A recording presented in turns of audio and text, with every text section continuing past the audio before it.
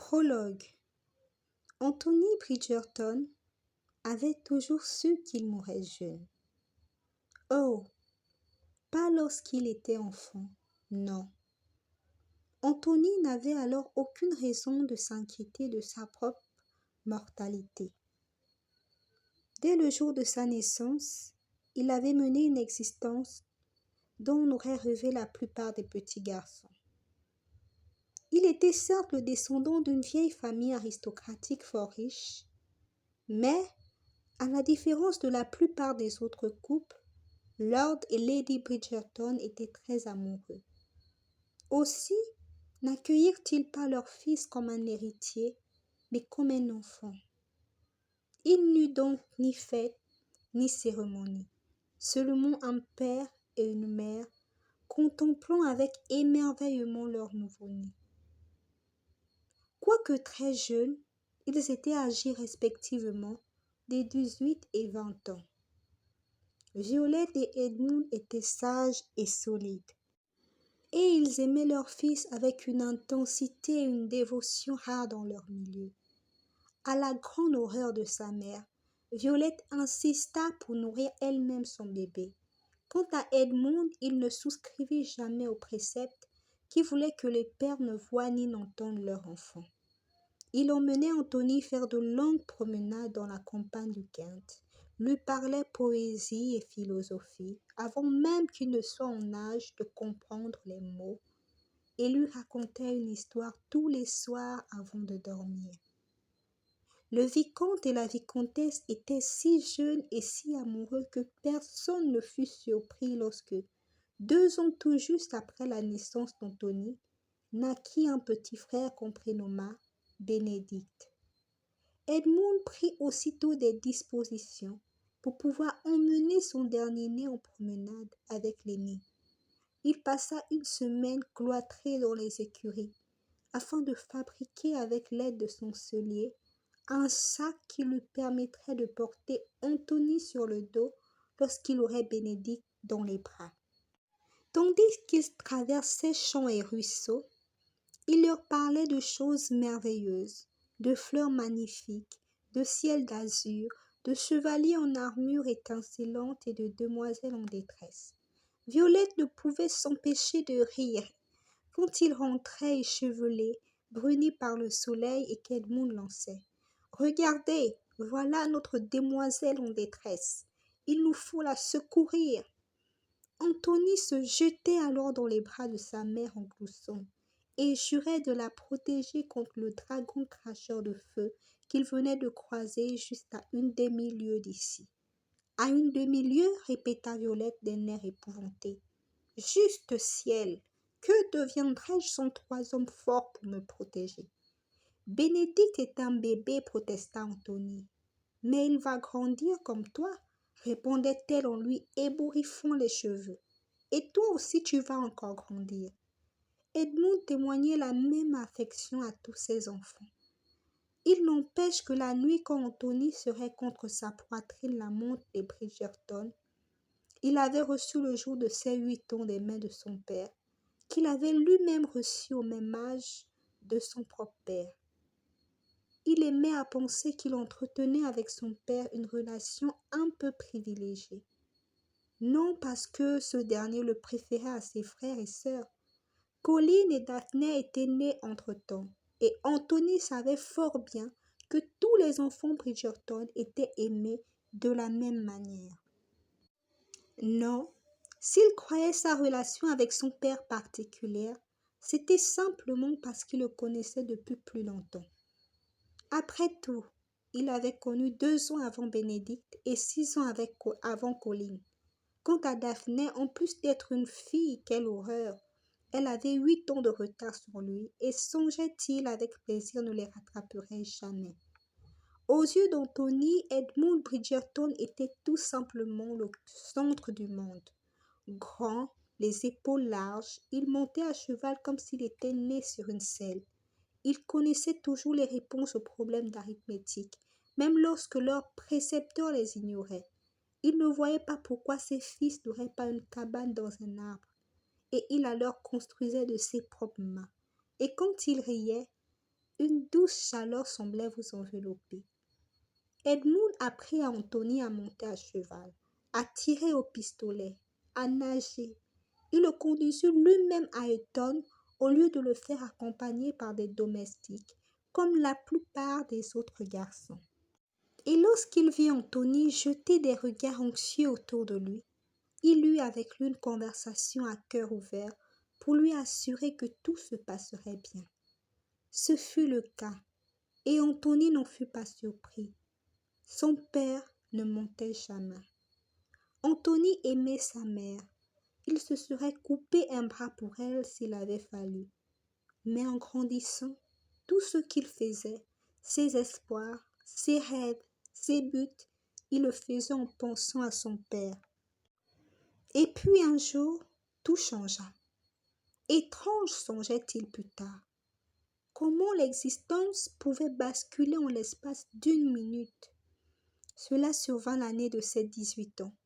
Il était rentré pour les vacances d'été avant d'entamer sa première année à Oxford, où son père avait également fait ses études. Il jouissait de la vie avec la joyeuse exubérance de n'importe quel jeune homme. Il avait découvert les femmes et mieux encore, les femmes l'avaient découvert, lui. Ses parents continuaient à procréer avec bonheur. Héloïse, Francesca et Grégory étaient venus grossir la famille et Anthony faisait de son mieux pour ne pas lever les yeux au ciel quand il croisait sa mère enceinte de son 8e enfant. Avoir des enfants à leur âge lui paraissait un peu inconvenant, mais il gardait son opinion pour lui. Après tout, qui était-il pour douter de la sagesse d'Edmund? Peut-être que lui aussi voudrait d'autres enfants à l'âge avancé de 38 ans. L'après-midi s'achevait. Anthony rentrait d'une chevauchée harassante avec Bénédicte et venait de pousser la porte d'Aubrey Hall, la demeure ancestrale des Bridgerton. Bénédicte était encore à l'écurie car ayant perdu un pari idiot, il s'était vu contraint de s'occuper de leurs 2 chevaux. Anthony s'arrêta net en apercevant sa petite sœur Daphné, assise par terre dans l'entrée. Il fut encore plus surpris de découvrir qu'elle sanglotait. Daphné ne pleurait jamais. « Daphné !» commença-t-il un peu hésitant. Il était trop jeune pour savoir comment se comporter face à une fille en larmes et se demandait s'il y parviendra un jour. « Qu'est-ce que... » Avant qu'il puisse terminer sa phrase, Daphné releva la tête et l'absolu désespoir qu'il eut dans ses grands yeux bruns lui fit l'effet d'un coup de poignard en plein cœur. Il recula d'un pas, devinant que quelque chose de terrible s'était produit.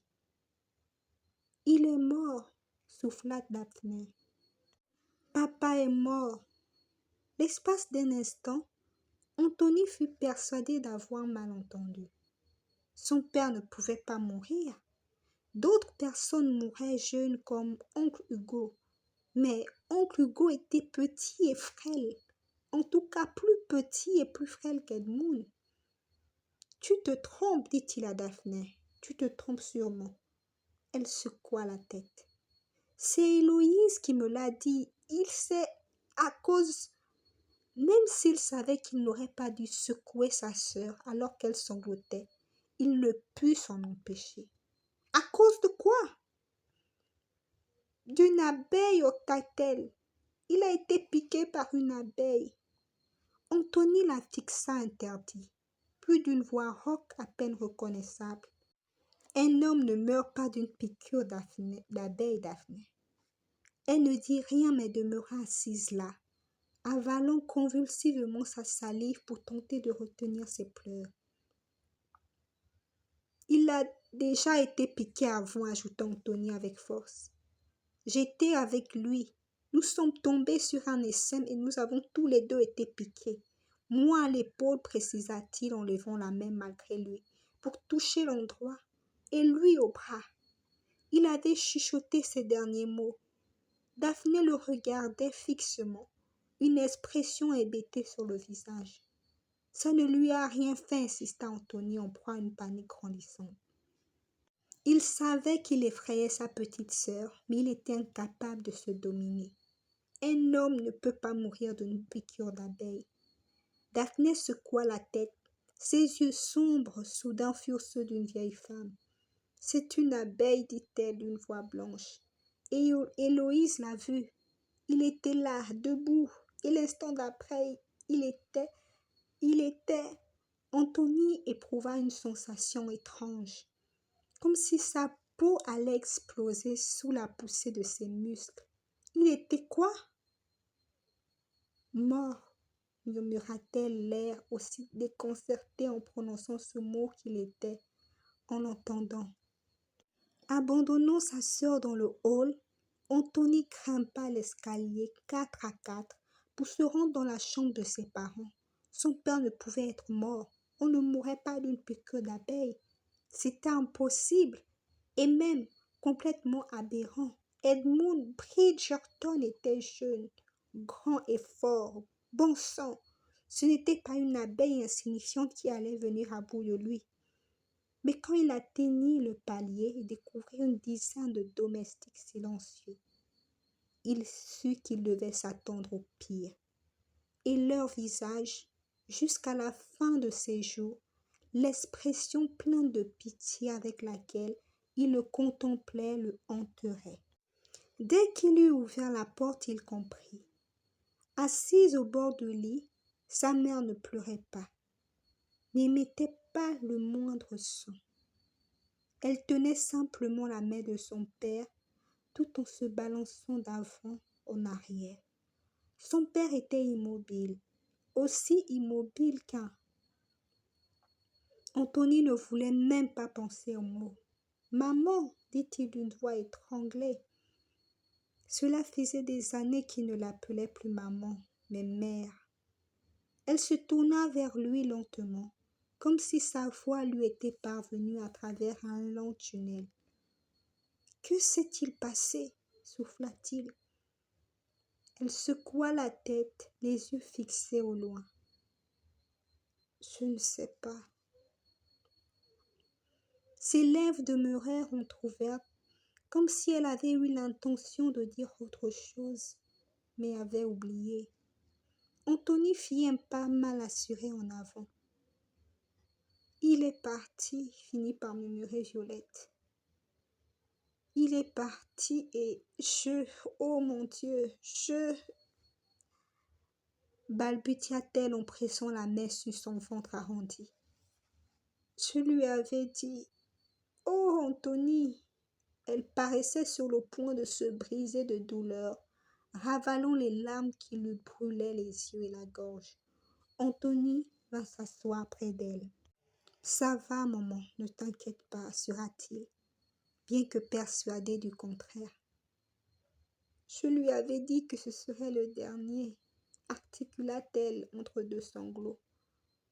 Je lui avais dit que je n'aurais plus la force, qu'il nous faudrait faire attention et que, oh Anthony, que ne ferais-je pour l'avoir à côté de moi et lui donner un autre enfant? Je ne comprends pas, je ne comprends vraiment pas. Elle pleurait la tête sur son épaule. Anthony la tint serrée contre lui sans rien dire. À quoi bon? Il n'existait pas de mots capables d'exprimer la dévastation de son cœur. Lui non plus ne comprenait pas. Les médecins arrivés un peu plus tard avouèrent leur perplexité. Ils avaient déjà entendu parler de cas semblables, mais jamais chez quelqu'un d'aussi jeune et fort. Edmund était si plein de vie, si solide. Personne n'aurait pu prévoir une chose pareille. Certes, le jeune frère du vicomte était décédé brutalement l'année précédente, mais cela n'impliquait pas une prédisposition familiale. Et même si Hugo était seul dehors, lorsqu'il était mort, personne n'avait remarqué de piqûre d'abeille sur son corps. Cela dit, personne n'en avait cherché. Personne n'aurait pu prévoir une chose pareille, ne cessèrent de répéter les médecins, jusqu'à ce qu'Anthony, prêt à les étrangler, les congédie. Il mit ensuite sa mère au lit dans une chambre d'amis que l'on prépara à la hâte. car elle ne supportait pas l'idée de dormir dans le lit qu'elle avait partagé tant d'années avec Edmund. Anthony s'occupa ensuite de coucher ses 6 frères et sœurs, en leur promettant qu'ils parleraient tous ensemble le lendemain matin, que tout se passerait bien, qu'il prendrait soin d'eux comme leur père l'aurait souhaité.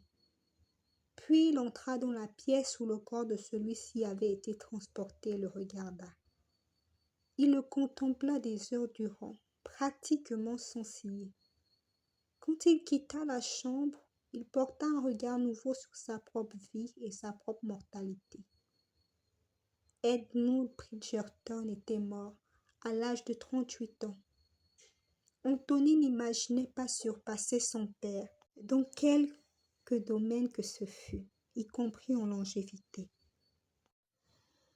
Le sujet des libertins a déjà été abordé dans ces colonnes, bien sûr.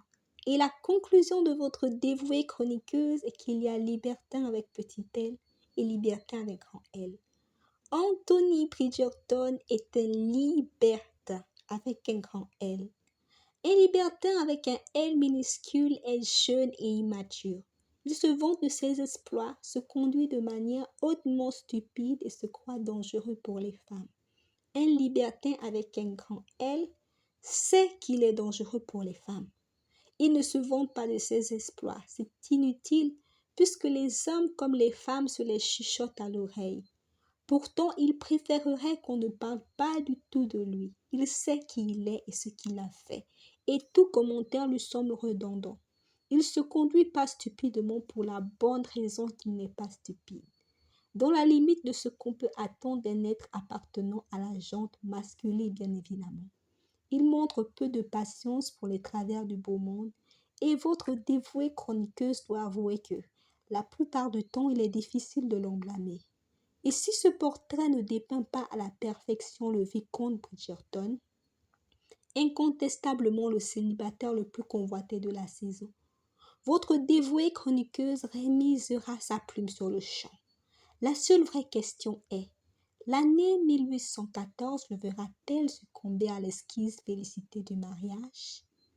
Dès l'avis de votre dévouée chroniqueuse, non. La chronique mondaine de Lady Whistledown, 20 avril 1814.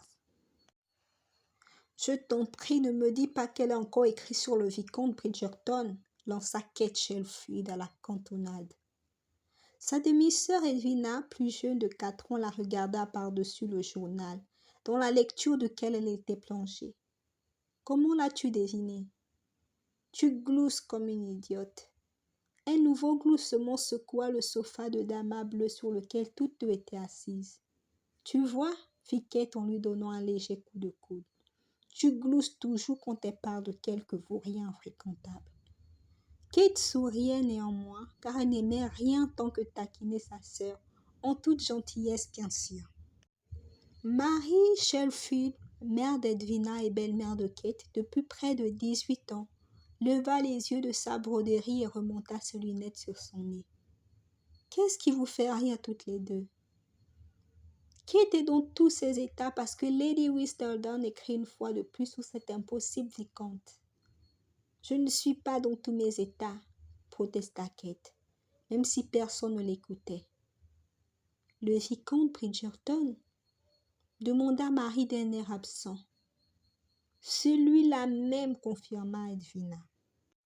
Elle écrit tout le temps sur lui. Parce qu'elle aime écrire sur les débauchés, voilà tout, riposta Edwina. Évidemment qu'elle aime écrire sur les débauchés, rétorqua Kate. Si elle écrivait sur des gens ennuyeux, personne n'achèterait son journal. Ce n'est pas vrai. Pas plus tard que la semaine dernière, elle a parlé de nous. Et Dieu sait que nous ne sommes pas les personnes les plus intéressantes à Londres. La naïveté de sa sœur fit sourire Kate. Marie et elle n'étaient sans doute pas les personnes les plus intéressantes de Londres, mais Edwina, avec ses cheveux blonds comme les blés, et ses yeux d'un bleu extraordinaire, avait d'ores et déjà été surnommée l'incomparable de 1814. Avec sa chevelure et ses yeux d'un brun quelconque, Kate, elle, était généralement désignée comme la sœur aînée de l'incomparable. Ça aurait pu être pire. Au moins personne ne l'avait encore baptisée la sœur vieille fille de l'incomparable. Ce qui était pourtant bien plus près de la vérité qu'aucune des Shelfield n'osait l'admettre. À 20 ans, presque 21, si l'on voulait être scrupuleusement honnête, Kate était un peu trop âgée pour faire son entrée dans ce monde. Mais elle n'avait pas eu le choix. Du vivant du père de Kate, les Shelfield n'étaient pas riches. Après sa mort 5 ans plus tôt, elle avait été contrainte d'économiser encore davantage. Elle n'était pas à la rue, mais elle devait néanmoins faire attention à chaque livre dépensé. Avec leurs maigres revenus, elle ne pouvait s'offrir qu'un unique séjour à Londres. Louer une maison et un véhicule pour la saison et engager des domestiques, même le strict minimum, coûtait de l'argent. Beaucoup d'argent. Elle avait dû économiser sou après sou pendant 5 ans et ne pourrait se le permettre une seconde fois. Si les deux sœurs ne remportaient pas de succès à la foire au mariage, la famille ne serait certes pas condamnée à la prison pour dette, mais elle devrait se contenter d'une existence modeste dans un petit cottage du Somerset. C'est pourquoi les deux filles avaient été obligées de faire leur entrée dans le monde la même année. Il avait été décidé que le moment le plus opportun serait celui où Edwina venait d'atteindre ses 17 ans. Marie aurait préféré attendre une année supplémentaire afin qu'Edwina soit un peu plus mûre, mais Kate aurait eu alors presque 22 ans et qui diable risquerait-elle d'épouser? Cela dit, elle se serait bien passée de faire son entrée dans le monde. Dès le début, elle avait su qu'elle n'était pas du genre à retenir l'attention de la haute société. Elle n'était pas suffisamment belle pour compenser son absence de dot. Et elle n'avait jamais su minauder, marcher avec grâce ni accomplir toutes ces choses que les jeunes filles semblaient maîtriser dès le berceau. Même Edwina, qui était l'honnêteté incarnée, parvenait à se tenir, à se déplacer, à soupirer de telle façon que les hommes se battaient pour le simple honneur de l'aider à traverser la rue. Kate, pour sa part, ne supportait pas de rester assise à ne rien faire. Elle marchait la tête haute, d'un pas décidé après tout. Si on allait quelque part, pourquoi ne pas s'y rendre le plus rapidement possible? Même Londres ne lui plaisait pas plus que cela. Oh, il y avait de bons moments et elle avait rencontré quelques personnes très sympathiques. Il n'empêche qu'une saison londonienne lui apparaissait financièrement parlant comme un pur gaspillage, alors qu'elle se serait parfaitement contentée de rester à la campagne et d'y trouver un homme raisonnable à épouser. Mais Marie n'avait pas voulu en entendre parler. « Quand je me suis mariée avec ton père, lui avait-elle dit, j'ai fait le vœu de t'aimer et de t'élever comme si tu étais ma propre fille. Mais j'ai une responsabilité vis-à-vis de ta pauvre mère, paix à son âme, avait continué Marie, sans lui laisser le temps d'aller plus loin.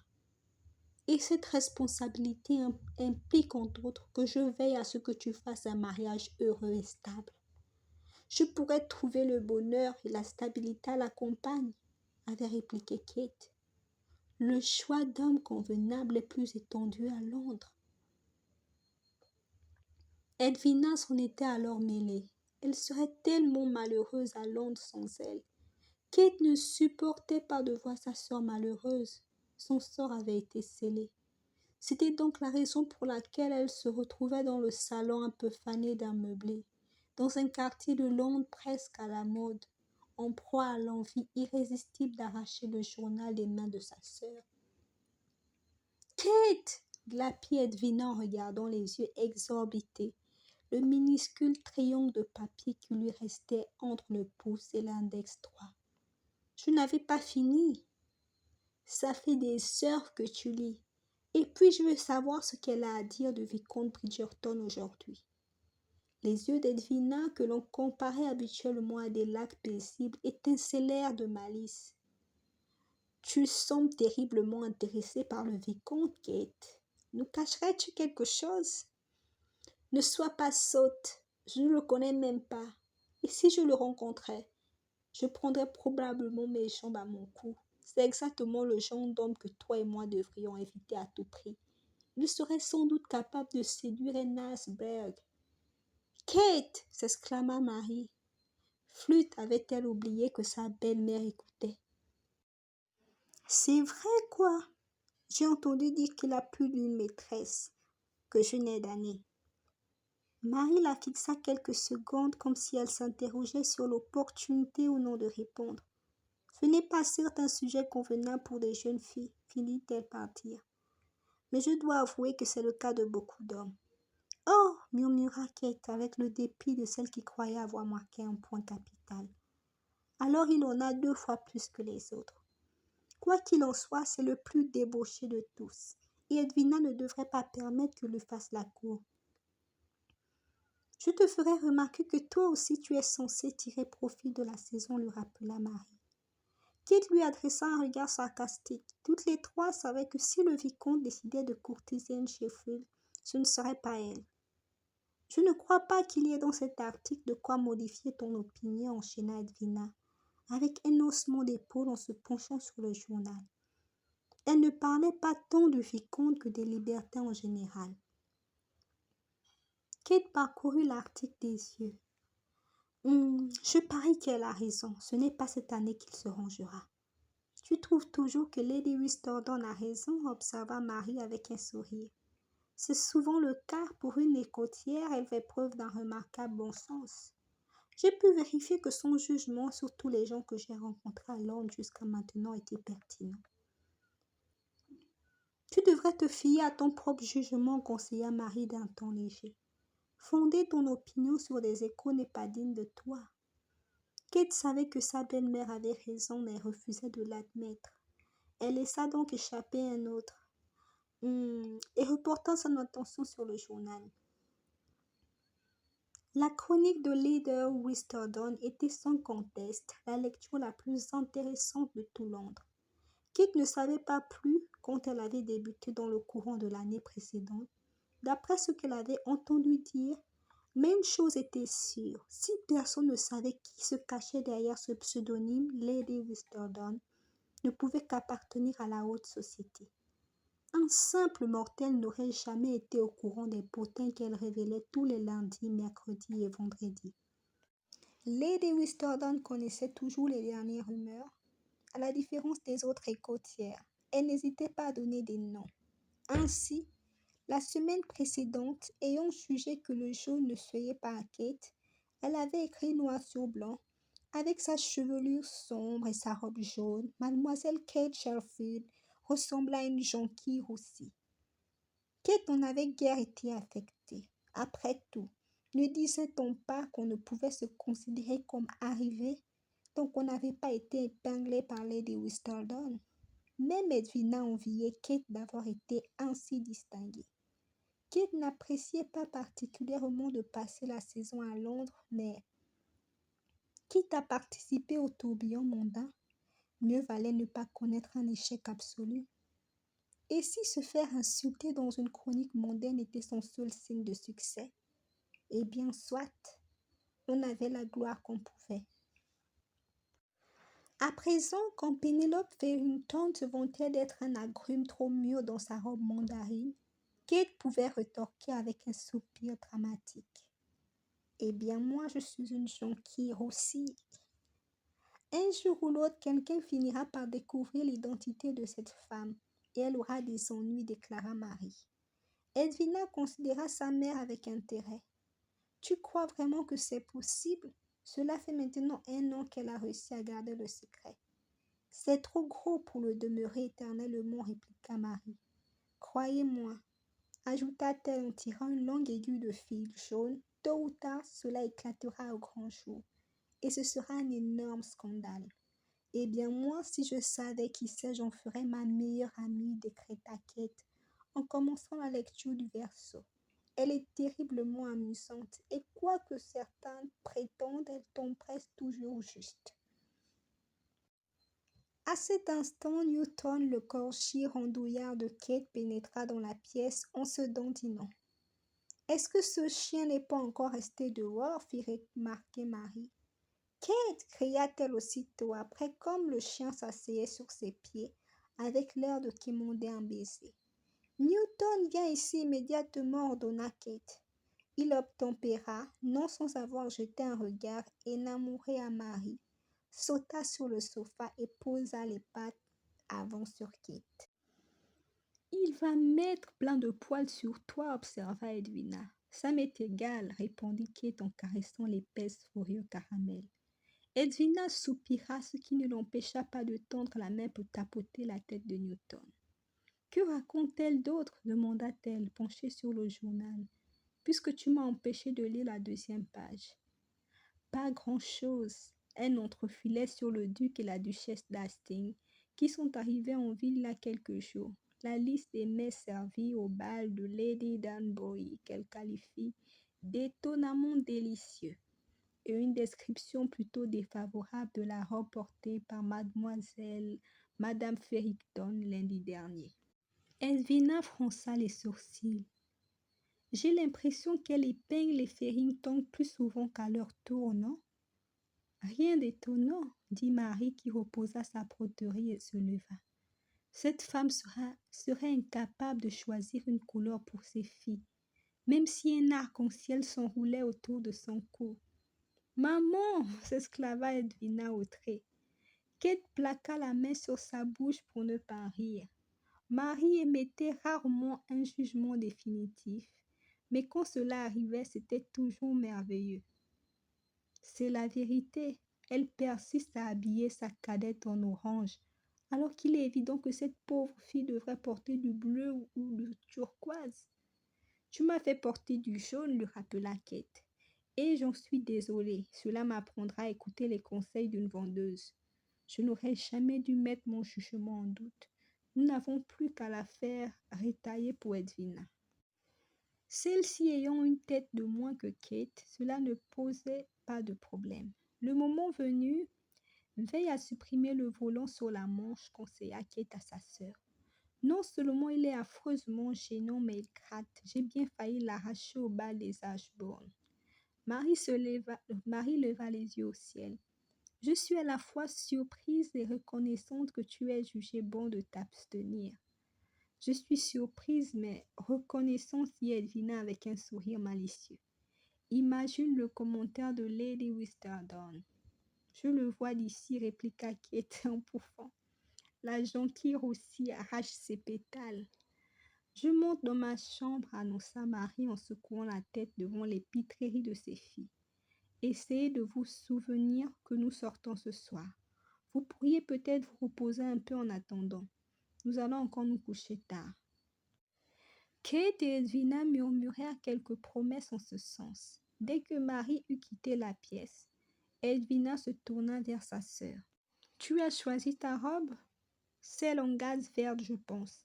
Je sais que je devrais être en blanc, mais j'ai bien peur que cela ne m'aille pas. » « Si tu ne portes pas de blond, déclara Edwina avec loyauté, moi non plus, je mettrai ma robe en mousseline bleue. » Kate approuva d'un hochement de tête tout en reportant les yeux sur le journal. Pas plus tard que la semaine dernière, Monsieur Bearbrook a dit que tu ressemblais à un ange en bleu, parce que c'est parfaitement assorti à tes yeux. Edwina battit des paupières. Monsieur Bearbrook a dit cela à toi? Bien sûr, répondit Kate en relevant la tête. Tous tes soupirants essaient de te faire passer leurs compliments par mon intermédiaire. Ah bon? Pourquoi? Kate sourit avec indulgence. Eh bien, cela a peut-être quelque chose à voir avec l'annonce que tu as faite publiquement à la soirée musicale des Smith, selon laquelle tu ne te marierais jamais sans l'approbation de ta sœur. Edwina rougit légèrement. Je ne l'ai pas annoncé publiquement, marmonna-t-elle. C'est tout comme. La nouvelle s'est répandue comme une traînée de poudre. Je n'étais pas dans la pièce à ce moment-là, mais il n'a fallu que 2 minutes pour qu'elle me parvienne. Croisant les bras, Edwina laissa échapper un qui la fit ressembler à sa sœur aînée. De toute manière, c'est la vérité, rétorqua-t-elle. Alors, peu importe. Je sais que l'on attend de moi que je fasse un grand mariage, mais je n'épouserai pas quelqu'un qui me traiterait mal. Celui qui réussira à t'impressionner, toi, sera certainement quelqu'un de valable. Je suis si difficile à impressionner que ça. Les deux sœurs échangèrent un regard avant de lâcher avec un bel ensemble. Oui. Si Kate joignit son rire à celui d'Edwina, ne put cependant réprimer un léger sentiment de culpabilité. Toutes les trois savaient qu'il revenait à Edwina de conquérir un aristocrate et d'épouser une grande fortune. C'était à elle qu'il incomberait d'assurer à sa famille une existence décente. Edwina était une beauté alors que Kate était Kate. Elle n'était pas jalouse de la beauté d'Edwina. À ses yeux, c'était un simple fait et elle avait appris depuis longtemps à accepter certaines vérités. Elle ne saurait jamais danser la valse sans essayer de mener. Elle aurait toujours peur de l'orage, malgré ses tentatives pour se raisonner. Et elle aurait beau s'habiller, se coiffer, se pincer les joues, elle ne serait jamais aussi jolie qu'Edwina. D'ailleurs, Kate n'était pas certaine qu'elle apprécierait d'être comme sa sœur, l'objet de toutes les attentions. Pas plus qu'elle n'aimerait endosser la responsabilité d'un mariage avantageux pour souvenir aux besoins de ses proches. Edwina, dit-elle, reprenait son sérieux. Tu n'es pas obligée d'épouser quelqu'un que tu n'aimes pas. Tu le sais, n'est-ce pas? Si tu décides qu'il n'y a qu'un seul gentleman digne de toi à Londres, ce n'est pas grave. Nous retournerons simplement dans le Somerset et nous nous satisferons de notre propre compagnie. De toute manière, il n'y a rien que je préfère à cela. Moi non plus, murmura Edwina. Mais si tu déniches un homme qui te fait perdre la tête, Marie et moi serons enchantés. Tu ne dois pas non plus t'inquiéter à l'idée de nous laisser, nous nous entendrons très bien. Toi aussi, tu pourrais trouver quelqu'un à épouser. Kate ne put réprimer un sourire. Peut-être, concéda-t-elle sans trop y croire. Elle ne tenait pas à rester vieille fille, mais elle doutait de trouver un mari à Londres. On ne sait jamais, l'un de tes prétendants pourrait se tourner vers moi quand il comprendra que tu es inatteignable, taquina-t-elle. Ne dis pas de bêtises, répliqua Edwina en lui lançant un coussin. Mais c'est la vérité. Kate était sincère, c'était là selon elle la manière la plus probable de se trouver un mari en ville. Tu sais quel genre d'homme j'aimerais épouser, lâcha Edwina, le regard rêveur. Kate secoua la tête. Un lettré? Un lettré? Un lettré, confirma Edwina. Kate s'éclaircit la voix. Je ne suis pas certaine qu'ils soient nombreux à être venus passer la saison à Londres. Je m'en doute, mais tu sais très bien, ajouta-t-elle après avoir poussé un petit sourire, que même si je ne suis pas censée l'avouer en public, je suis plutôt du genre rat de bibliothèque. Je préférerais de beaucoup passer mes journées à lire plutôt qu'à déambuler dans Hyde Park. Je crois que j'aimerais vivre avec un homme qui apprécie d'étudier lui aussi. Eh bien, tu sais, Edwina, il te sera peut-être difficile de rencontrer un véritable intellectuel en dehors des villes universitaires. Tu devras peut-être te contenter d'un homme qui, comme toi, aime lire et s'instruire. Ce serait très bien, un lettré amateur me suffirait amplement. Kate laissa échapper un soupir de soulagement. Il était sans doute possible de trouver à Londres un homme qui aimait lire. Et tu sais quoi? Ajouta Edwina. Il ne faut pas se fier aux apparences. Qui sait, ce vicomte Bridgerton dont Lady Whistledown ne cesse de parler est peut-être un érudit dans l'âme. Ne gaspille pas ta salive, Edwina. Tu ne dois pas avoir affaire ni de près ni de loin au vicomte Bridgerton. C'est un débauché, le pire de tout Londres, et même de tout le pays. Je le sais, c'était histoire de donner un exemple. De toute façon, il ne choisirait pas une épouse cette année. C'est ce que dit Lady Whistledown. Et tu as toi-même fait remarquer qu'elle avait presque toujours raison. Ne t'inquiète pas, fit Kate en lui tapotant le bras. Nous te trouverons un époux convenable. Mais le vicomte Bridgerton? Non, 3 fois non. Au même instant, l'objet de leur discussion se détendait en buvant un verre au White en compagnie de 2 de ses frères. Anthony Bridgerton se rencogna dans son fauteuil de cuir, fit tourner son scotch dans son verre d'un air pensif, puis lâcha à brûle-pourpoint. J'envisage de me marier. Benedict Bridgerton, qui était en train de se balancer sur sa chaise, une manie que sa mère détestait, en dégringola. Colin Bridgerton, quant à lui, avala de travers. Heureusement pour lui, Benedict se releva assez vite pour lui asséner une grande claque dans le dos. Le livre que Colin recracha survola la table et manqua de peu l'oreille d'Anthony. Celui-ci fit mine de n'avoir rien vu. Il n'avait que trop conscience que sa déclaration soudaine était susceptible de provoquer une légère surprise. Peut-être même plus que légère. Totale ou absolue aurait été plus adapté. Anthony savait pertinemment qu'il n'offrait pas l'image d'un homme décidé à se ranger. Ces 10 dernières années, il s'était conduit comme un ébauché de la pire espèce, prenant son plaisir là où le trouvait, car il était bien placé pour le savoir. La vie était courte et il fallait en profiter. Il observait néanmoins un certain code de l'honneur, pas de badinage avec les jeunes filles de bonne famille. Quiconque était en droit d'exiger le mariage se voyait impitoyablement exclu. Nanti lui-même de 4 jeunes sœurs, il respectait la réputation des femmes bien nées. Il avait déjà failli se battre en duel pour l'une de ses sœurs, dont l'honneur avait été quelque peu bafoué. Quant aux 3 autres, la simple pensée qu'elle pourrait se lier avec un homme ayant sa réputation lui flanquait des sueurs froides, et il ne s'en cachait pas. Jamais il ne déshonorerait la jeune sœur d'un gentleman.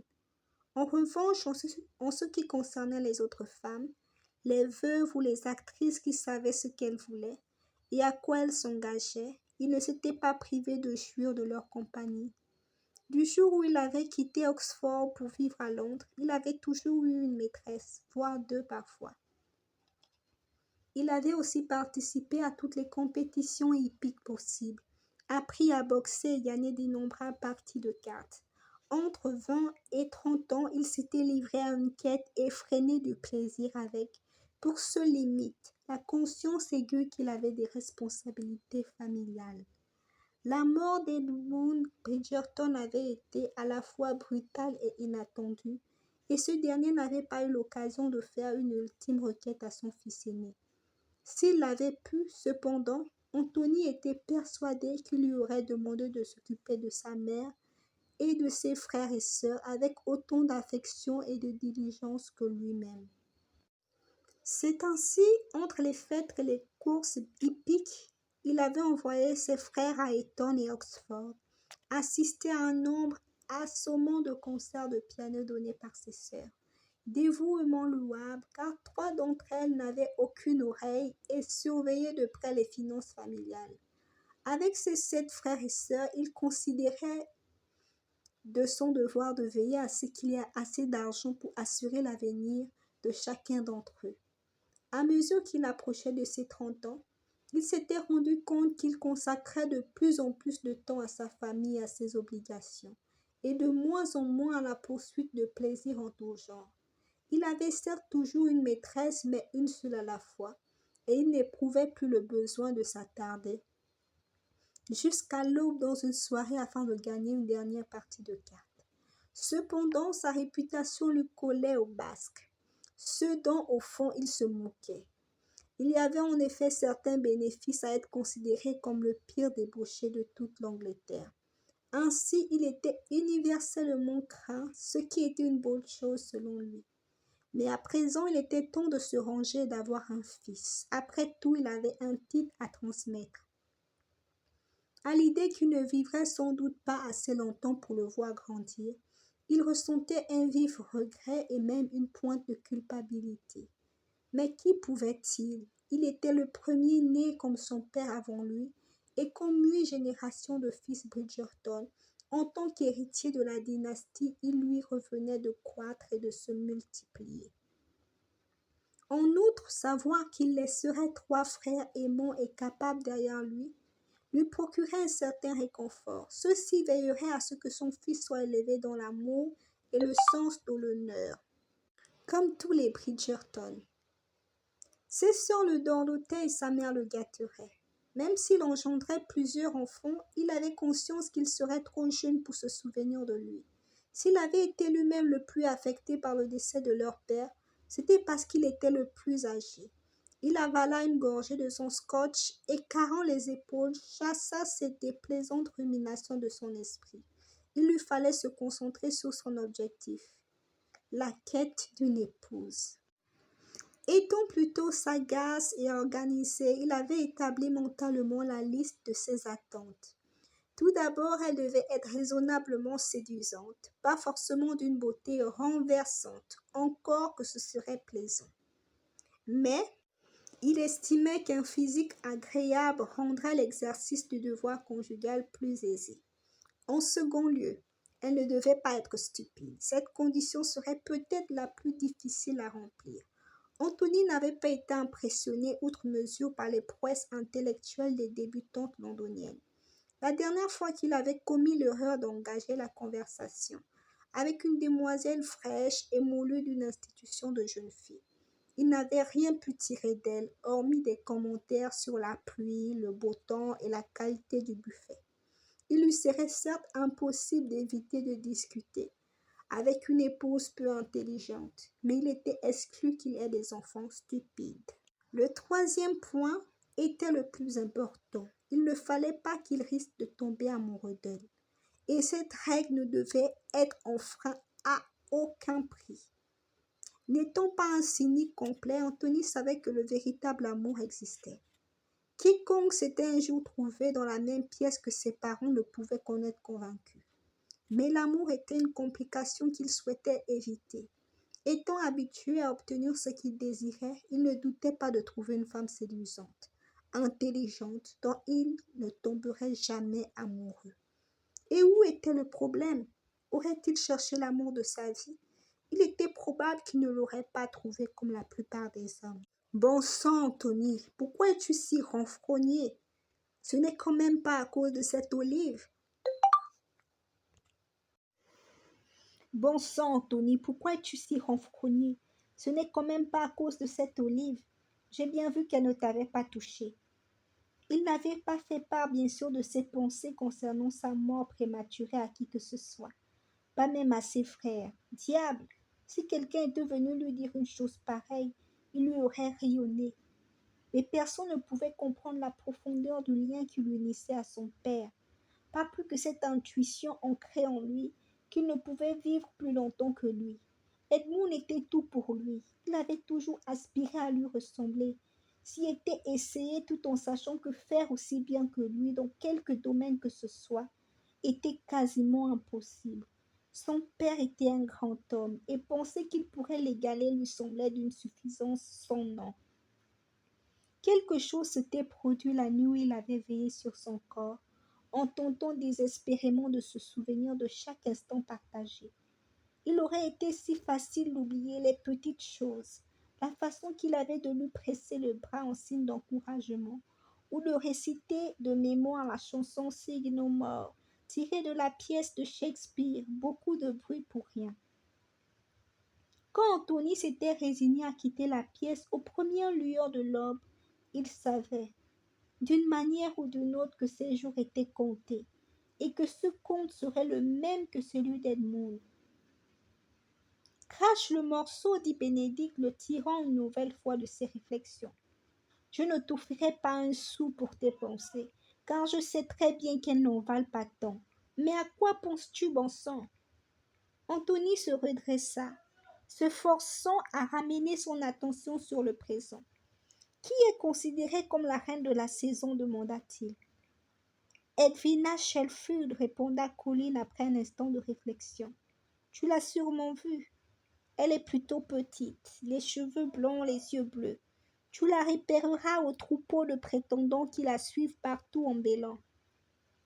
Elle a un cerveau, voulut savoir Anthony, ignorant le ton sarcastique de son frère.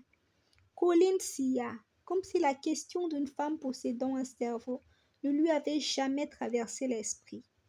J'inclinerais à le penser. Je l'ai entendu un jour discuter de mythologie avec Middleton, et elle semblait savoir de quoi elle parlait. Bien, fit Anthony en reposant son verre d'un geste décidé. Alors c'est elle que j'épouserai.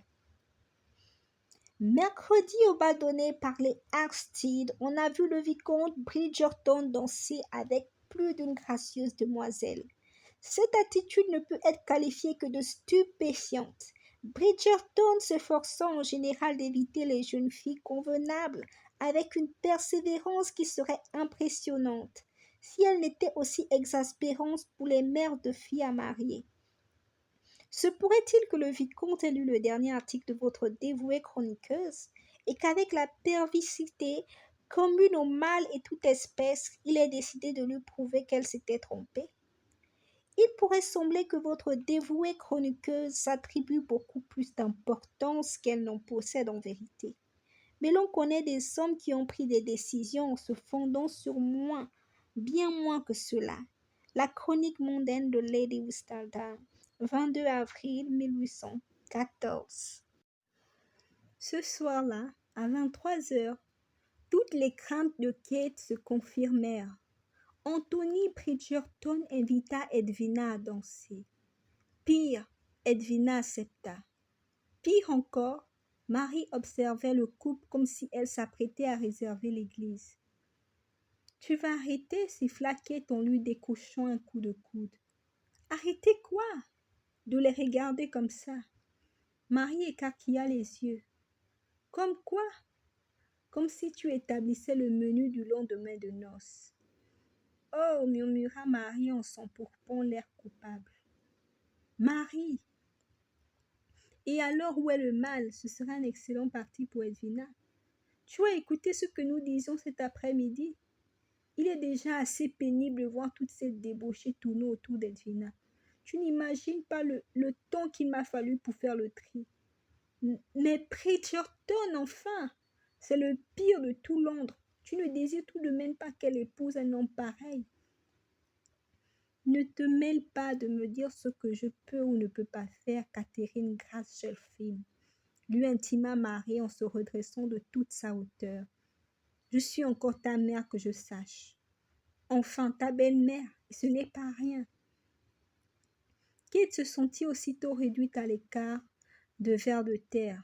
Marie était la seule mère qu'elle eût connue, et jamais, pas une seule fois, elle ne l'avait traitée différemment de sa propre fille. Elle l'avait bordée dans son lit, lui avait lu des histoires, l'avait embrassée, câlinée, aidée à franchir le cap difficile entre l'enfance et l'âge adulte. La seule chose qu'elle n'avait jamais faite, lui demander de l'appeler maman. Ce n'est pas rien en effet, murmura Kate honteuse, les yeux fixés sur ses pieds. Tu es ma mère dans tous les sens du terme. Marie la fixa un long moment, puis se mit à battre furieusement les paupières. Mon Dieu, fit-elle d'une voix étranglée en fouillant dans son réticule. Voilà que par ta faute je me transforme en fontaine. Je suis désolée, souffla Kate. Viens, tourne-toi qu'on ne te voit pas.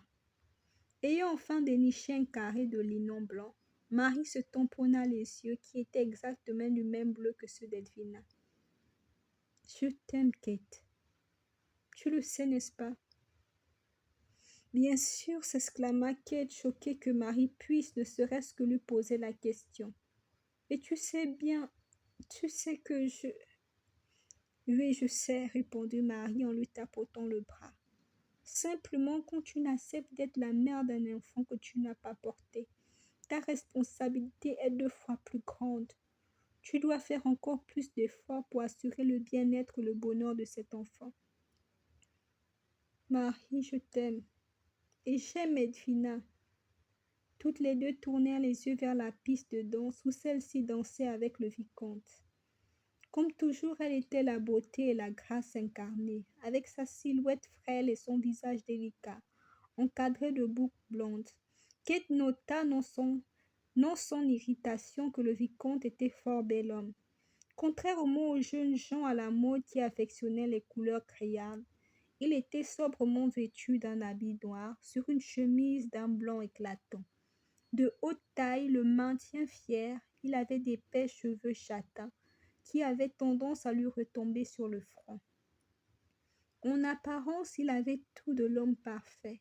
« Il forme un beau couple, non ?» chuchota Marie. Kate se mordit la langue au propre et non au figuré. Il est peut-être un tout petit peu trop grand pour elle, mais je pense pas que ce soit un obstacle insurmontable, continua Marie. Qu'en penses-tu? Kate croisa les mains et les serra si fort qu'elle sentit la morsure de ses ongles à travers ses gants de chevreau. Marie esquissa un sourire qui lui parut suspect. Il danse bien, tu ne trouves pas? Il ne va pas épouser Edwina, explora Kate. Le sourire de Marie se fit triomphant. Je me demandais combien de temps tu réussirais à garder le silence. Bien plus longtemps qu'il ne m'est naturel, rétorqua Kate d'un ton mordant. Aucun doute là-dessus. Marie, tu sais bien que ce n'est pas le genre d'homme que nous voulons pour Edwina. Inclinant la tête sur le côté, Marie haussa les sourcils. La question serait plutôt de savoir s'il est le genre d'homme qu'Edwina veut pour Edwina. Justement, pas plus tard que cet après-midi, elle me disait qu'elle voulait épouser un homme lettré. Un lettré. Il en a l'air selon toi? Ajouta-t-elle avec feu, en désignant de mon temps l'homme qui dansait avec sa sœur. Non, cela dit, tu n'as pas particulièrement l'air d'une aquarelliste accomplie et pourtant je sais que tu l'es. L'air plutôt satisfait, Marie semblait la mettre au défi de répondre. Je reconnais qu'on ne doit pas juger les gens sur leur apparence, déclara Kate les dents serrées. Tu admettras cependant que si nous fondons sur ce que nous avons entendu à son sujet, il ne semble pas être du genre à passer l'après-midi courbé sur un volume poussiéreux dans une bibliothèque. Peut-être que non, reconnut Marie l'air songeur. Il n'empêche que j'ai eu une très agréable conversation avec sa mère tout à l'heure. Avec sa mère? Quel est le rapport? Marie haussa les épaules. J'ai peine à croire que le fils d'une personne aussi intelligente et bienveillante puisse être autre chose qu'un parfait gentleman, quelle que soit sa réputation. Mais Marie, quand tu seras mère toi-même, tu comprendras ce que je veux dire. Mais t'ai-je à quel point tu étais ravissante dans cette tulle vert? Demanda Marie d'un ton qui ne souffrait pas de réplique. Je suis vraiment ravie de notre choix. Baissant les yeux, Kate considéra sa robe en se demandant pourquoi diable sa mère avait changé de sujet aussi abruptement. La couleur te va bien. Dans sa chronique de vendredi, Lady Whistledown ne pourra pas te traiter de brin d'herbe roussie. Kate la regarda avec des yeux ronds. Souffrait-elle de la chaleur? À sa décharge, la salle commença à être surpeuplée et l'air devenait irrespirable.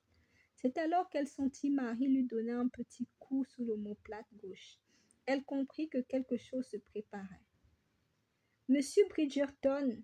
s'écriait soudain Marie avec l'enthousiasme d'une jeune fille.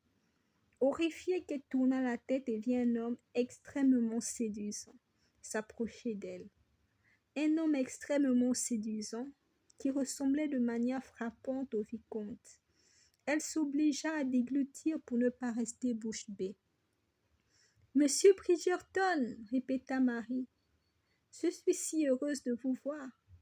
Voici ma fille Kate. » Le nouveau venu s'empara de la main inerte de cette dernière et baisa ses doigts gantés, si légèrement qu'elle le soupçonna de n'avoir fait que feindre ce baisement. « Bonsoir, mademoiselle Sherfield. »« Kate, continua Marie, voici monsieur Colin Bridgerton. J'ai fait sa connaissance un peu plus tôt dans la soirée, alors que je m'entretenais avec sa mère, Lady Bridgerton. Une personne adorable, ajouta-t-elle avec l'adresse de Colin en la gratifiant d'un sourire éclatant. Le jeune homme lui rendit son sourire. Ce soir-là, à 23h, toutes les craintes de Kate se confirmèrent. Anthony Bridgerton invita Edwina à danser. Pire, Edwina accepta. Pire encore, Marie observait le couple comme si elle s'apprêtait à réserver l'église. « Tu vas arrêter » siffla Kate en lui décochant un coup de coude. Arrêtez quoi? De les regarder comme ça. Marie écarquilla les yeux. Comme quoi? Comme si tu établissais le menu du lendemain de noces. Oh, murmura Marie en s'empourprant l'air coupable. Marie! Et alors où est le mal? Ce serait un excellent parti pour Edwina. Tu as écouté ce que nous disions cet après-midi? Il est déjà assez pénible de voir toute cette débauchée tourner autour d'Edwina. Tu n'imagines pas le temps qu'il m'a fallu pour faire le tri. Mais Bridgerton, enfin! C'est le pire de tout Londres. Tu ne désires tout de même pas qu'elle épouse un homme pareil. Ne te mêle pas de me dire ce que je peux ou ne peux pas faire, Catherine Grace-Shelfield, lui intima Marie en se redressant de toute sa hauteur. Je suis encore ta mère que je sache. Enfin, ta belle-mère, ce n'est pas rien. Kate se sentit aussitôt réduite à l'écart de vers de terre. Marie était la seule mère qu'elle eût connue, et jamais pas une seule fois elle ne l'avait traitée différemment de sa propre fille. Elle l'avait bordée dans son lit, lui avait lu des histoires, l'avait embrassée, câlinée, aidée à franchir le cap difficile entre l'enfance et l'âge adulte. La seule chose qu'elle n'avait jamais faite, lui demander de l'appeler maman. Ce n'est pas rien en effet, murmura Kate honteuse, les yeux fixés sur ses pieds. Tu es ma mère dans tous les sens du terme. Marie la fixa un long moment, puis se mit à battre furieusement les paupières. Mon Dieu, fit-elle d'une voix étranglée en fouillant dans son réticule. Voilà que par ta faute je me transforme en fontaine. Je suis désolée, souffla Kate. Viens, tourne-toi qu'on ne te voit pas. Ayant enfin déniché un carré de linon blanc, Marie se tamponna les yeux qui étaient exactement du même bleu que ceux d'Edwina. Je t'aime, Kate. Tu le sais, n'est-ce pas? Bien sûr, s'exclama Kate, choquée que Marie puisse ne serait-ce que lui poser la question. Et tu sais bien, tu sais que je... Oui, je sais, répondit Marie en lui tapotant le bras. Simplement, quand tu n'acceptes d'être la mère d'un enfant que tu n'as pas porté, ta responsabilité est 2 fois plus grande. Tu dois faire encore plus d'efforts pour assurer le bien-être et le bonheur de cet enfant. Marie, je t'aime. Et j'aime Edwina. Toutes les deux tournèrent les yeux vers la piste de danse où celle-ci dansait avec le vicomte. Comme toujours, elle était la beauté et la grâce incarnée, avec sa silhouette frêle et son visage délicat, encadré de boucles blondes. Kate nota non sans irritation que le vicomte était fort bel homme. Contrairement aux jeunes gens à la mode qui affectionnaient les couleurs criardes, il était sobrement vêtu d'un habit noir sur une chemise d'un blanc éclatant. De haute taille, le maintien fier, il avait d'épais cheveux châtains qui avaient tendance à lui retomber sur le front. En apparence, il avait tout de l'homme parfait. Il forme un beau couple, non? Chuchota Marie. Kate se mordit la langue au propre et non au figuré. Il est peut-être un tout petit peu trop grand pour elle, mais je pense pas que ce soit un obstacle insurmontable, continua Marie. Qu'en penses-tu? Kate croisa les mains et les serra si fort qu'elle sentit la morsure de ses ongles à travers ses gants de chevreau. Marie esquissa un sourire qui lui parut suspect. Il danse bien, tu ne trouves pas? Il ne va pas épouser Edwina, explora Kate. Le sourire de Marie se fit triomphant. Je me demandais combien de temps tu réussirais à garder le silence. Bien plus longtemps qu'il ne m'est naturel, rétorqua Kate d'un ton mordant. Aucun doute là-dessus. Marie, tu sais bien que ce n'est pas le genre d'homme que nous voulons pour Edwina. Inclinant la tête sur le côté, Marie haussa les sourcils. La question serait plutôt de savoir s'il est le genre d'homme qu'Edwina veut pour Edwina. Justement, pas plus tard que cet après-midi, elle me disait qu'elle voulait épouser un homme lettré. Un lettré. Il en a l'air selon toi? Ajouta-t-elle avec feu, en désignant du montant l'homme qui dansait avec sa sœur. Non, cela dit, tu n'as pas particulièrement l'air d'une aquarelliste accomplie et pourtant je sais que tu l'es. L'air plutôt satisfait, Marie semblait la mettre au défi de répondre. Je reconnais qu'on ne doit pas juger les gens sur leur apparence, déclara Kate les dents serrées. Tu admettras cependant que si nous fondons sur ce que nous avons entendu à son sujet, il ne semble pas être du genre à passer l'après-midi courbé sur un volume poussiéreux dans une bibliothèque. Peut-être que non, reconnut Marie l'air songeur. Il n'empêche que j'ai eu une très agréable conversation avec sa mère tout à l'heure. Avec sa mère? Quel est le rapport? Marie haussa les épaules. J'ai peine à croire que le fils d'une personne aussi intelligente et bienveillante puisse être autre chose qu'un parfait gentleman, quelle que soit sa réputation. Mais Marie, quand tu seras mère toi-même, tu comprendras ce que je veux dire. Mais t'ai-je à quel point tu étais ravissante dans cette tulle vert? Demanda Marie d'un ton qui ne souffrait pas de réplique. Je suis vraiment ravie de notre choix. Baissant les yeux, Kate considéra sa robe en se demandant pourquoi diable sa mère avait changé de sujet aussi abruptement. La couleur te va bien. Dans sa chronique de vendredi, Lady Whistledown ne pourra pas te traiter de brin d'herbe roussie. Kate la regarda avec des yeux ronds. Souffrait-elle de la chaleur? À sa décharge, la salle commença à être surpeuplée et l'air devenait irrespirable. C'est alors qu'elle sentit Marie lui donner un petit coup sous l'omoplate gauche. Elle comprit que quelque chose se préparait. « Monsieur Bridgerton !» s'écriait soudain Marie avec l'enthousiasme d'une jeune fille. Horrifiée, qu'elle tourna la tête et vit un homme extrêmement séduisant s'approcher d'elle. Un homme extrêmement séduisant qui ressemblait de manière frappante au vicomte. Elle s'obligea à déglutir pour ne pas rester bouche bée. « Monsieur Bridgerton !» répéta Marie. « Je suis si heureuse de vous voir.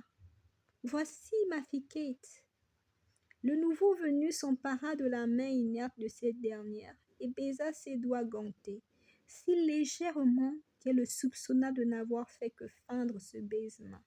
« Bonsoir, mademoiselle Sherfield. »« Kate, continua Marie, voici monsieur Colin Bridgerton. J'ai fait sa connaissance un peu plus tôt dans la soirée, alors que je m'entretenais avec sa mère, Lady Bridgerton. Une personne adorable, ajouta-t-elle avec l'adresse de Colin en la gratifiant d'un sourire éclatant. Le jeune homme lui rendit son sourire. Nous le pensons tous. Marie gloussa sottement. Lui gloussa. Inimaginable. Kate, reprit-elle, monsieur Bridgerton est le frère du vicomte, qui est en train de danser avec Edwina, précisa-t-elle bien inutilement. C'est ce que j'ai cru comprendre. Colin Bridgerton lui jeta un regard oblique. Le léger sarcasme dans son ton ne lui avait apparemment pas échappé. « C'est un plaisir de faire votre connaissance, mademoiselle Sherfield, dit-il poliment. J'espère que vous m'accorderez la faveur d'une danse. Bien sûr, ce sera un honneur, ajouta-t-elle après s'être éclairci la voix. Kate, fit Marie avec douceur, donne ton carnet de bal à monsieur. Oh, oui, bien sûr, murmura-t-elle en essayant d'attraper son carnet, coquettement attaché à son poignet par un ruban vert. Ne pas réussir à s'en saisir d'emblée était un peu inquiétant. Kate imputa sa maladresse à l'apparition inattendue d'un frère Bridgerton, dont elle ignorait l'existence, tout en sachant pertinemment que même dans les circonstances les plus favorables, elle n'était jamais la jeune fille la plus gracieuse de l'assemblée. Colin s'inscrivit pour une danse ultérieure, puis lui demanda si elle voulait l'accompagner jusqu'à la table des rafraîchissements. « Va, va, dit Marie, avant qu'elle eût le temps de répondre. « Ne t'inquiète pas pour moi, je peux très bien me passer de toi. »« Je peux te rapporter une limonade, » proposa Kate en se demandant s'il était possible de fusiller sa belle-mère du regard sans que M. Bridgerton s'en aperçoive. Ne te donne pas cette peine. Il faut vraiment que je retourne auprès des autres mères de famille et des chaperons. Marie tourna la tête en tous sens jusqu'à ce qu'elle repère un visage familier. « Oh, regarde, madame Farrington, je dois aller la voir. Portia, Portia !» Elle s'éloigna en toute hâte. Après l'avoir suivi des yeux, Kate se tourna vers M. Bridgerton. « Je crois qu'elle ne veut pas de limonade, déclara-t-elle ironique. Une étincelle amusée s'alluma dans le regard vert du jeune homme.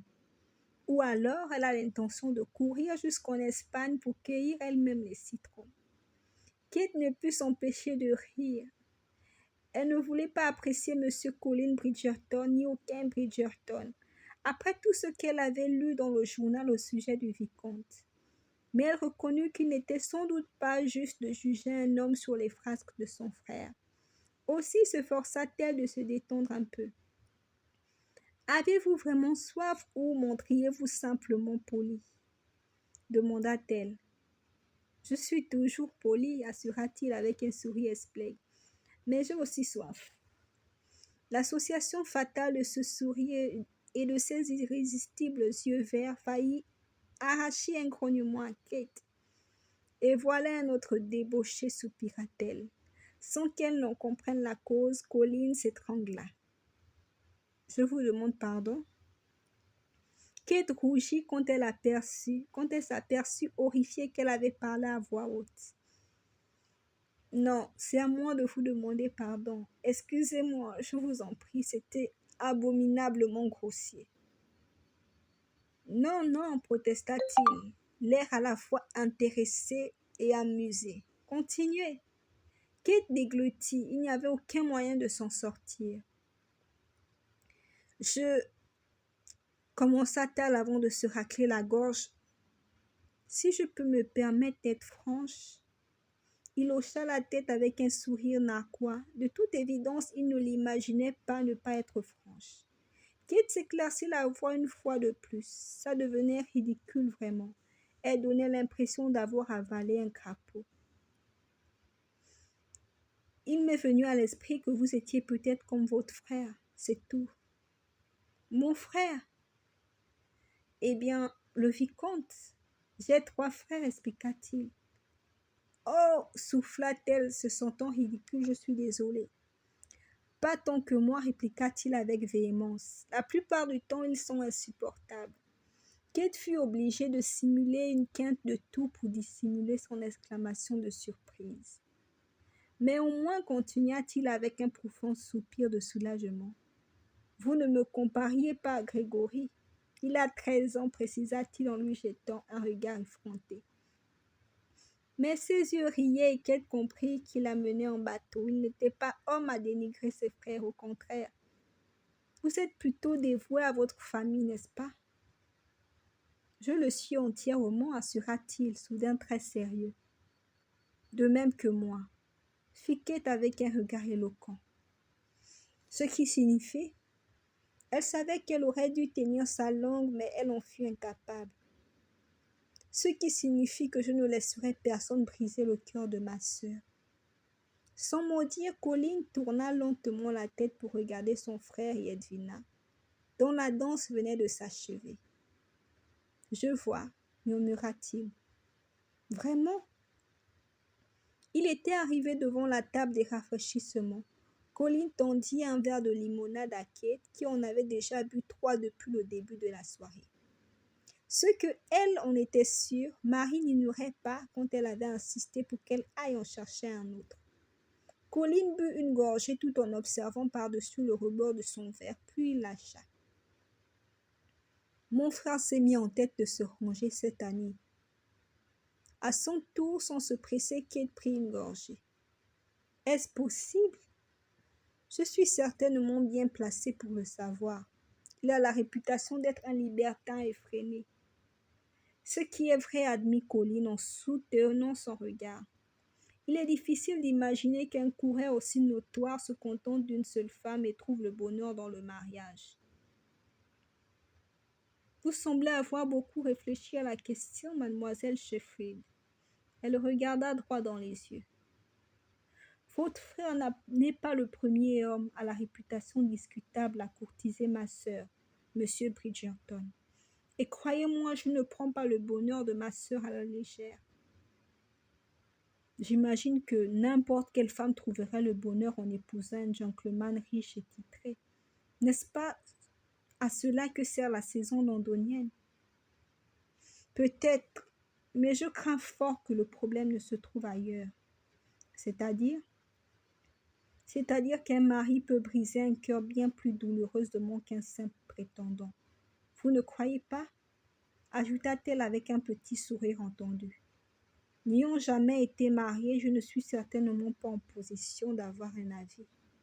Honte à vous, monsieur Bridgerton. Voilà une échappatoire de la pire sorte. Vous trouvez? Je la croyais très habile, au contraire, visiblement je perds la main. Il n'y a pas de danger, je le crains. Kate termina sa limonade.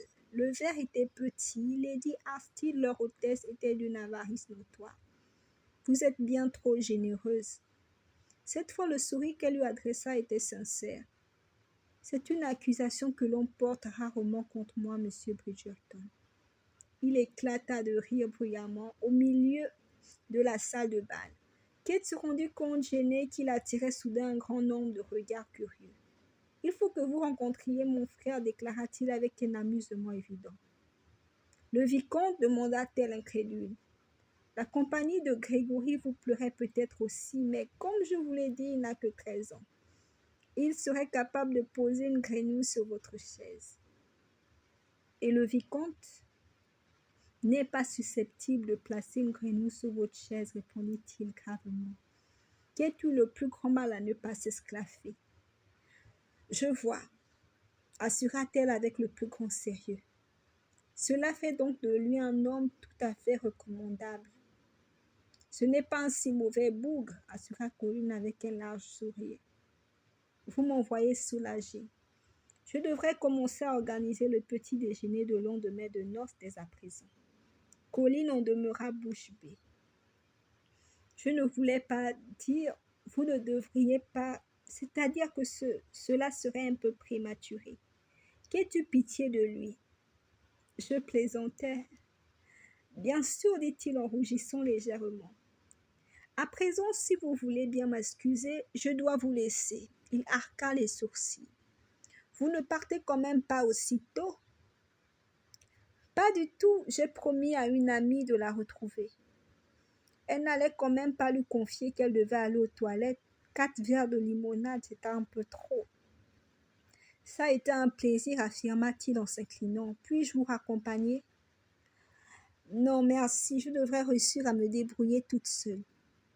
Après lui avoir adressé un sourire par-dessus son épaule, elle battit en retraite. Colline Bridgerton la suivit des yeux, l'air songeur, puis se dirigea vers son frère aîné qui, adossé au mur, avait les bras croisés d'une manière presque belliqueuse. Alors, Anthony, cette danse avec la charmante mademoiselle Sherfield. Elle fera l'affaire, répondit Anthony laconique. Tous deux savaient ce que cela signifiait. Vraiment? Dans ce cas, il faut que tu rencontres sa sœur, déclara Colline avec un imperceptible sourire. Je te demande pardon? Sa sœur, répéta Colline qui se mit à rire. Tu dois tout simplement rencontrer sa sœur.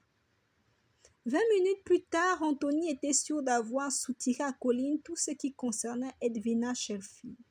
Il semblait que le chemin qui menait au cœur et à la main de cette dernière passait inévitablement par sa sœur. À l'évidence, Edwina Shelfield ne se marierait pas sans l'approbation de son aîné. Selon Colline, c'était de notoriété publique depuis au moins une semaine. Depuis en fait qu'Edwina l'avait annoncé lors de la soirée musicale annuelle de Smashfield, les frères Bridgerton avaient manqué cette déclaration capitale, car à l'image de tous ceux qui appréciaient Bach, Mozart et la musique sous toutes ses formes, ils fuyaient les soirées musicales des Smith comme la peste. La sœur aînée d'Edwina, une certaine Catherine, plus connue sous le nom de Kate, faisait également ses débuts cette année, alors qu'on lui attribuait au moins 20 et 21 ans. Cela incitait Anthony à penser que les Shelfin appartenant aux rangs les moins aisés de la bonne société, ce qui l'arrangeait grandement. Il n'avait pas besoin d'une épouse richement dotée et une femme sans dot aurait plus besoin de lui. Il était prêt à user de tous ses avantages. À la différence d'Edwina, l'aînée des Shelfin n'était pas devenue la coqueluche de la bonne société. D'après Colin, elle était plutôt appréciée mais ne possédait pas la beauté éblouissante de sa cadette. Elle était grande et brune, alors que sa sœur était petite et blonde. Et il lui manquait cette grâce éthérée qui caractérisait Edwina. Toujours selon lui, Colin, qui bien arrivé depuis peu à Londres, était une source de renseignements inépuisable. Plus d'un gentleman s'était plaint d'avoir les pieds meurtris après une danse avec Kate Shelfin. Anthony trouvait sa situation absurde. Depuis quand une fille sollicitait-elle l'approbation de sa sœur dans le choix d'un mari? Celle d'un père, bien sûr, d'un frère ou même d'une mère. Mais d'une sœur? Qu'Edwina s'en remette à Catherine pour la guider était d'autant plus incongru que l'ignorance de cette dernière en matière de mondanité était flagrante. Cependant, quand il n'avait pas particulièrement envie de chercher une autre candidate, Anthony en déduisit commodément que la famille était importante aux yeux d'Edwina, et puisque sa propre famille était ce qui comptait le plus à ses yeux, il vit là la confirmation de l'excellence de son choix. En conséquence, il ne lui restait plus qu'à charmer la grande sœur, ce qui ne devait pas être bien difficile.